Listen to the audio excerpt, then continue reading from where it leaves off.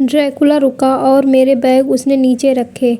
फिर उसने दरवाज़ा बंद करके कमरे को पार करके एक और दरवाज़ा खोला, जो कि एकमात्र लैंप से प्रकाशित एक 8 कोने वाला कमरा था, जिसमें कोई खिड़की नहीं थी। इस कमरे को पार करके उसने एक और दरवाज़ा खोला और मुझे अंदर आने का इशारा किया।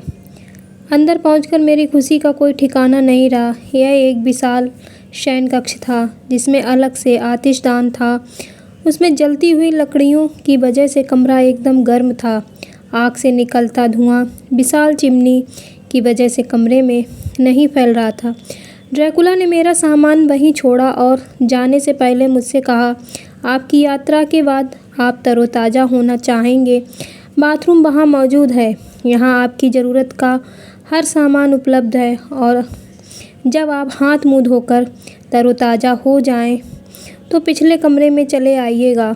वहाँ आपका खाना आपको तैयार मिलेगा। रोशनी, गर्मी और काउंट के गर्मजोशी से किए गए मेरे स्वागत की वजह से मेरी सारी शंकाएं और डर जाते रहे। अपनी सामान्य स्थिति में पहुंचकर मुझे एहसास हुआ कि मैं भूख की वजह से अधमरा हुआ सा जा रहा था। इसीलिए जल्दी से फ्रेश होकर मैं पिछले कमरे में पहुंचा। जैसे कि उम्मीद थी, खाना मेज़ पर लग चुका था और मेरा मेज़बान विशाल आतिशदान के एक तरफ एक दीवार के सहारे खड़ा हुआ था। उसने मेज़ की तरफ इशारा किया और कहा, चैन से बैठो और खाना खाओ।